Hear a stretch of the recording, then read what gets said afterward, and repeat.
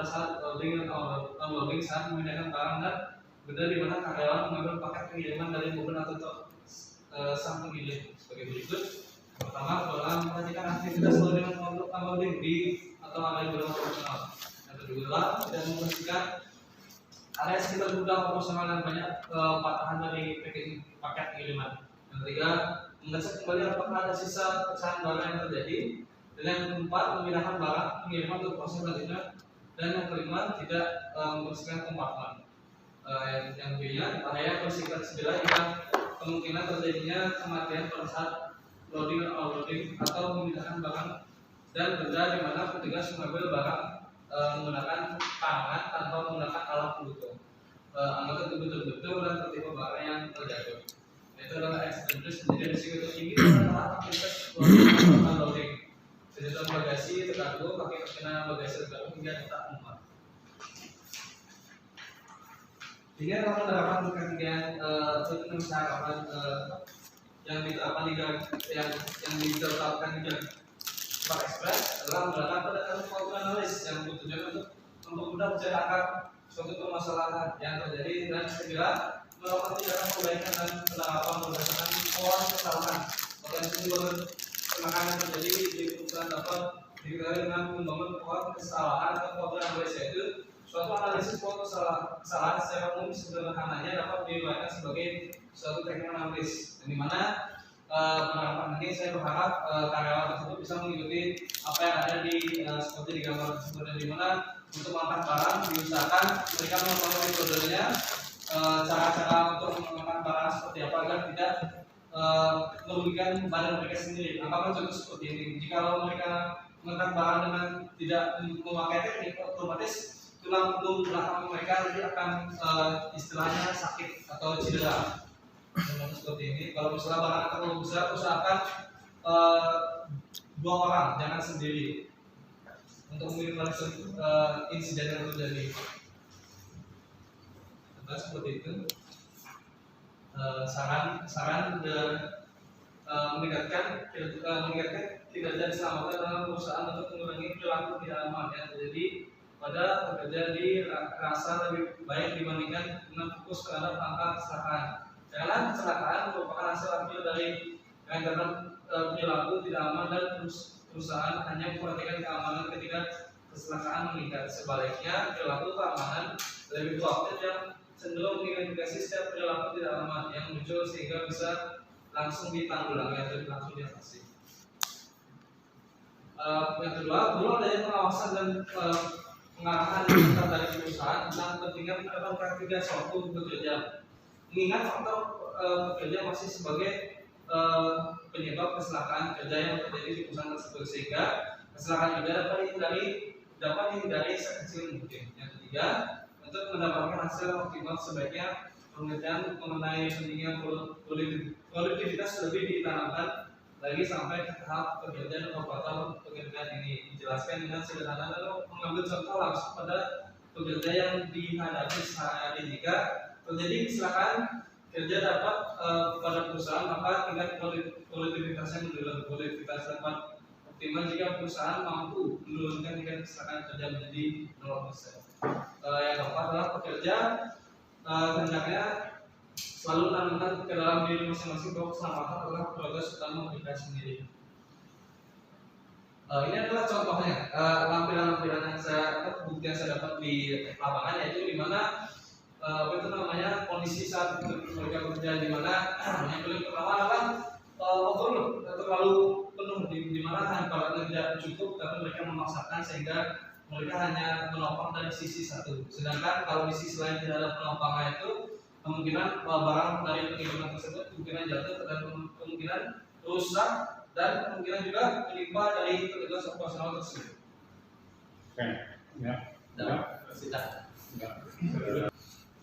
Ini sebenarnya lucu, unik ini sebenarnya. Jadi karya ini terkesan lebih simpel daripada si tadi. Coba lebih fokus.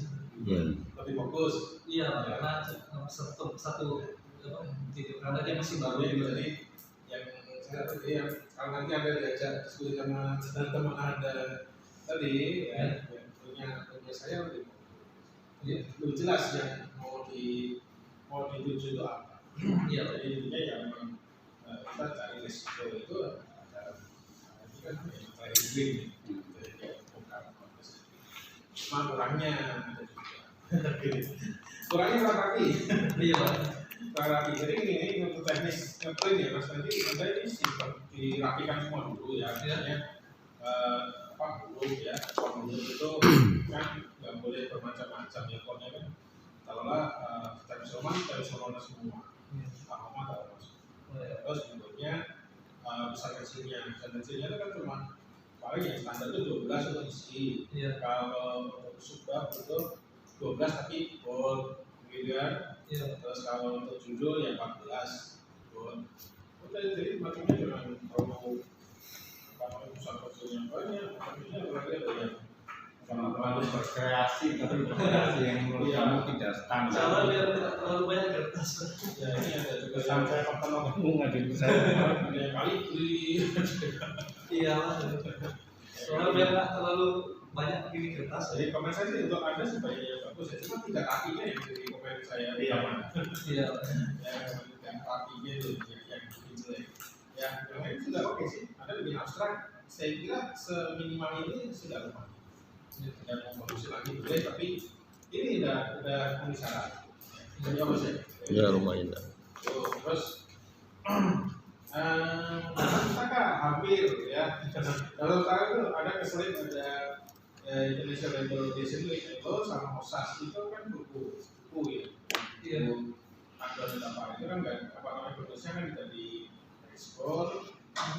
Jadi dia ada ini di bagian bawah. Jadi yang atas itu yang ada cek list dan seterusnya itu ya, yang ada namanya itu ya, baik itu textbook maupun jurnal ya, itu di atas. Terus yang tadi itu sama OSAS Oh, lebih kecilin. ini internasional. Oh internasional, oh iya. Kalau itu OSAS itu taruh di bawah, Iya. di bawahnya migrasi pakai.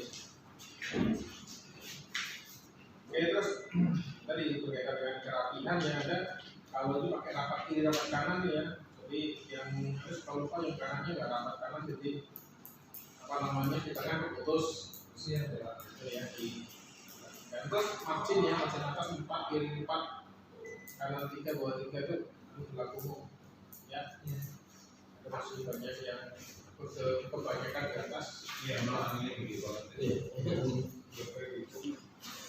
Terus saya ada tabel yang mendorong juga gitu. Ya, sebenarnya apa namanya bahkan ya sampai kaitan boleh. Terus apa ya? Nah ketika nanti ada tabel, ya, tabel itu kan isinya data. Nah data itu harus ada sumbernya. Sumbernya dari mana gitu kan? Biasanya ada dari buku tahunannya atau apa dari mana dia tidak, atau ada hasil observasi tulisannya sumber Di bawahnya ada. ya itu kan masih banyak yang nggak tahu. Dicatat Mas. Terus judul tabel ya, judul tabel harus spesifik sehingga betul-betul bisa membedakan tabel satu dengan yang lain. Kebetulan sih punya Anda sih sebenarnya yang dimaksud sih beda-beda. Satu tabel lain sih beda-beda sih. Cuma kan masa judul tabel cuma apa namanya jam kerja. Dan harus beda dengan penelitian yang lain Mas. Gimana caranya?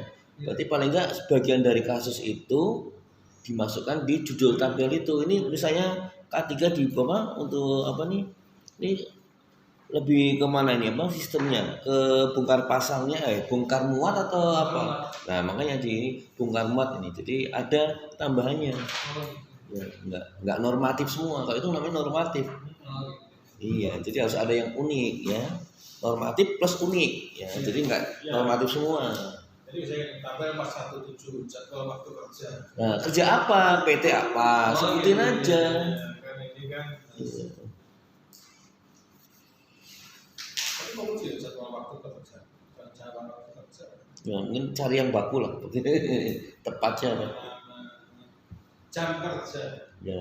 jam operasional. Ya. Jam kerja, Jam operasional atau apa? Jam operasional karyawan bukan muat. Oh, Oh, gitu. Iya. Itu loh yang tahu ya itu. Iya, Pak. Spesifik. Iya.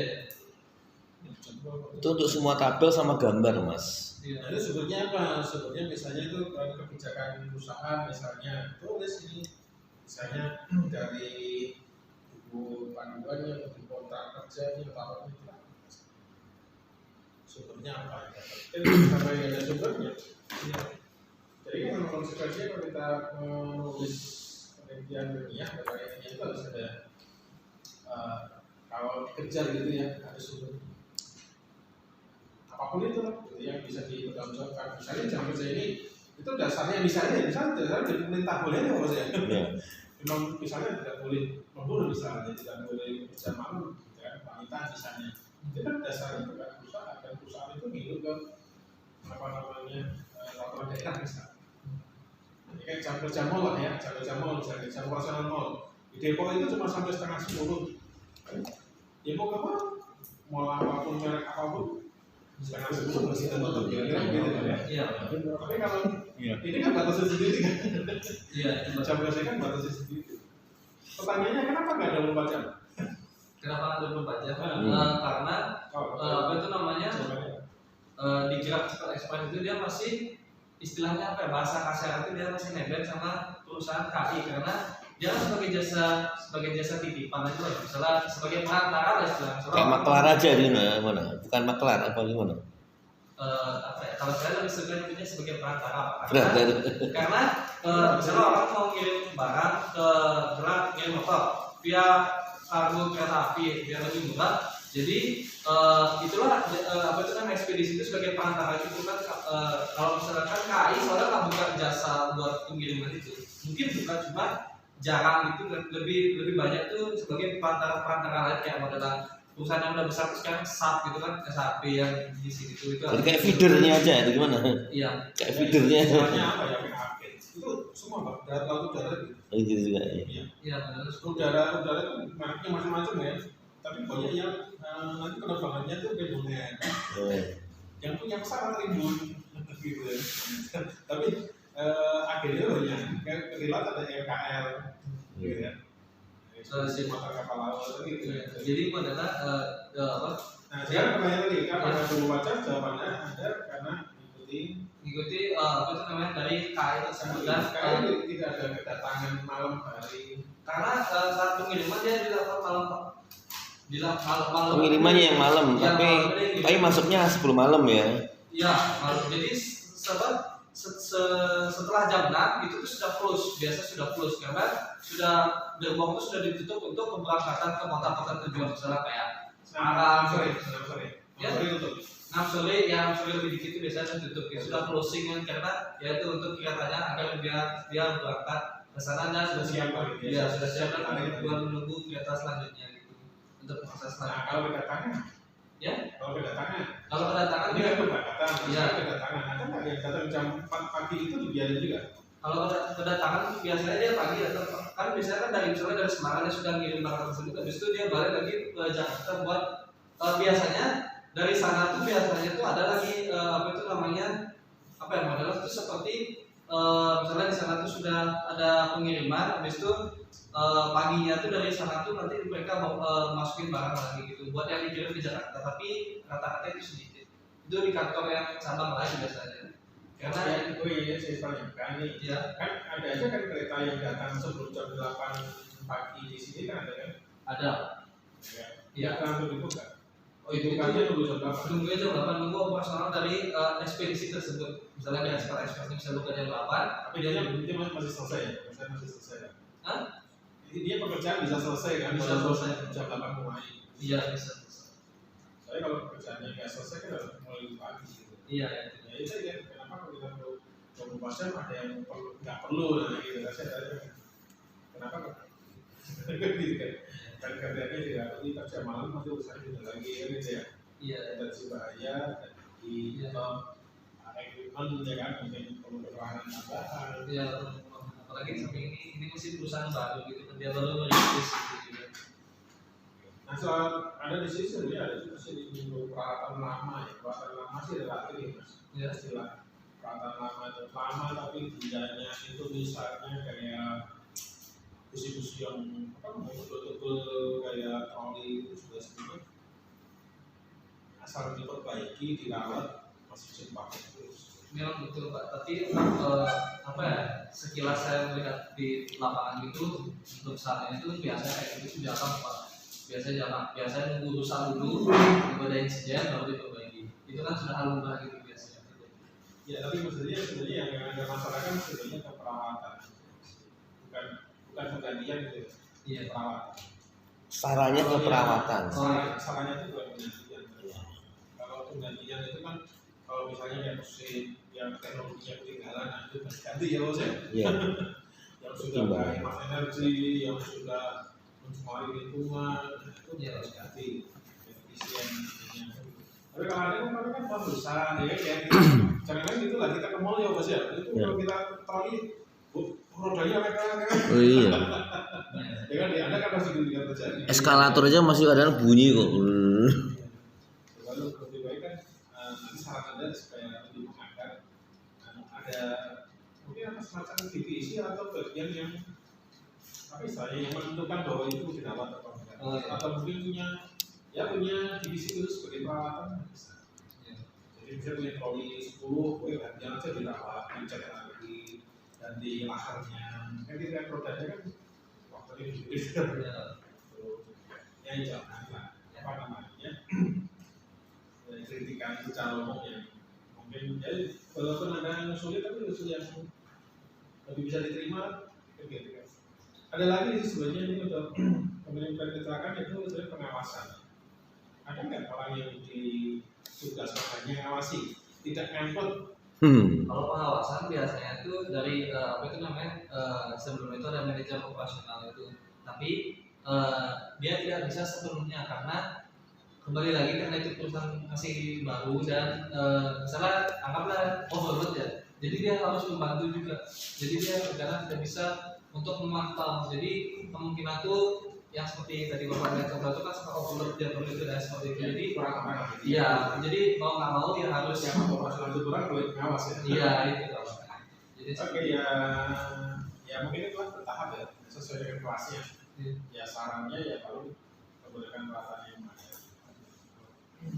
Ya itu kalau mau ideal sih harus ada pengawas yang tidak ikut bekerja sehingga bisa itu tali. Bukan ya. Saya kan jadi apa ya? Yang mengingatkan ini reminder lah ya. Kan salah reminder. Bahasa di kan supervisor.